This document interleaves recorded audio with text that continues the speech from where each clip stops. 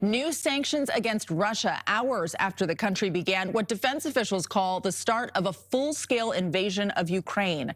Taking a live look at the capital city of Kyiv, where Ukrainian President Volodymyr Zelensky just ordered full military mobilization to counter Russian invasion.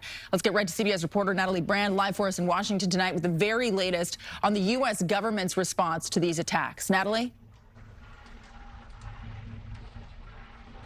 And Sarah, President Biden says with the new sanctions he announced today, every asset Russia has in the U.S. will be frozen. He also announced new export controls to block access to high-tech imports into Russia. And the president announced additional U.S. troops will be headed to Europe to bolster NATO, as NATO is scheduled to meet tomorrow to discuss next steps. By land and by air, Russian military forces continue to advance their invasion of Ukraine, which began late Wednesday night. The Pentagon says Russia fired roughly 100 missiles in this initial phase, targeting Ukraine's military infrastructure and highly populated residential areas. Putin chose this war, and now he and his country will bear the consequences. After meetings with his national security team and then G7 world leaders, President Biden unveiled what he describes as unprecedented sanctions against Russia.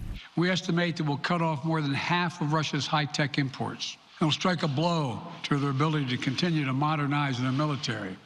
It'll degrade their aerospace industry, including their space program. Meanwhile, NATO says it will activate defense plans to protect its eastern flank. A U.S. defense official says around 7,000 additional U.S. troops will deploy to Germany. President Biden says he will not send U.S. forces into Ukraine. They are there to shore up NATO, though the U.S. has sent hundreds of millions of dollars in military equipment to help Ukrainians defend their country.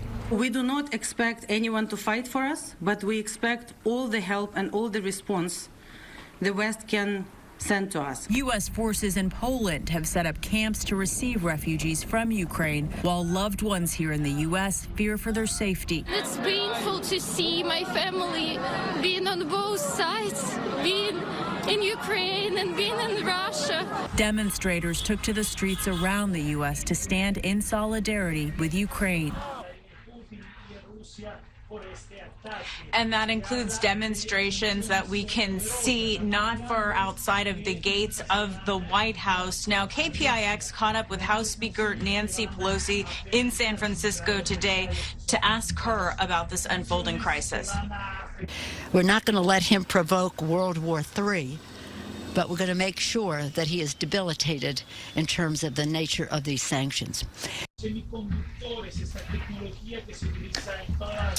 Now, members of Congress received a briefing today by White House officials, and they are scheduled to receive a classified briefing next week once they return back to Washington, D.C.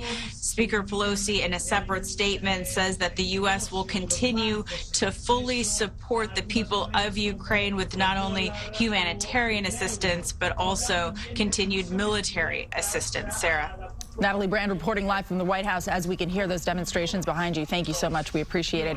And joining me live now for some insight, Colonel Brendan Kearney, a military affairs analyst. Colonel, you've actually been to Ukraine and worked with NATO. You've obviously seen how quickly things have played out now that this invasion has begun, just in the past 24 hours even. How do you see things spinning out from here? Well, first of all, thanks very much for having me, Sarah. I think things are going to continue on the way that we've seen over the last 24 hours with the Russian advances from the north, the east, and the south.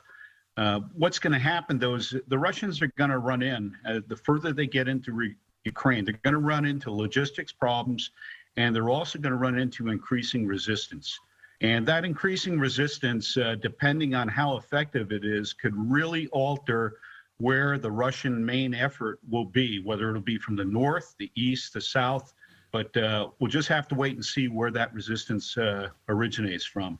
Yeah, and it appears they have at least help from the north, and we'll see what happens in the capital city. Now, you know, this has seemed to a lot of people to be a mismatched fight right from the outset. Can you talk a little bit about the Ukrainian military capability to defend itself against what is really one of the largest military forces on the planet?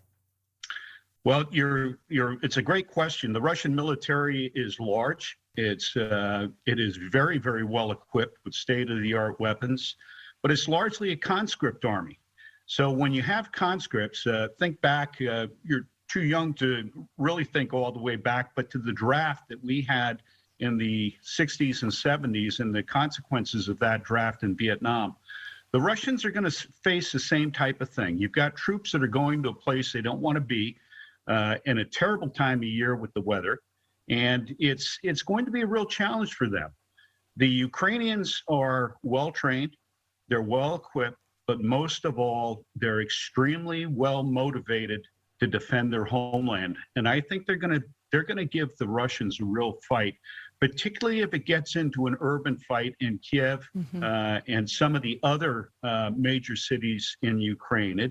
That's the worst thing from an infantry perspective, and the Russians may be heading directly into that. Right, and that's what I think a lot of people fear. Thank you, Colonel Kearney. We really appreciate your time. A pleasure. Thank you.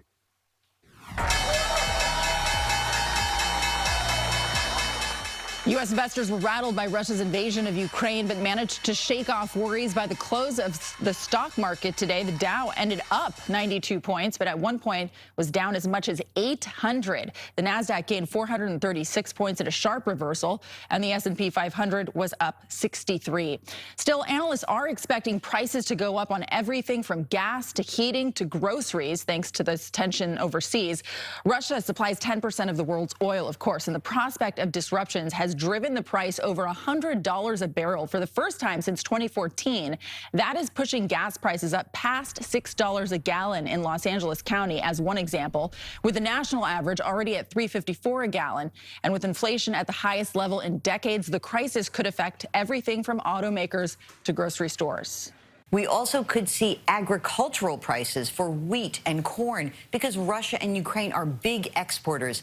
And finally, we could see metal prices when we look at iron ore, we look at palladium used in those chips that we need in cars. Well, the White House says it is watching this, but says larger issues are at stake right now.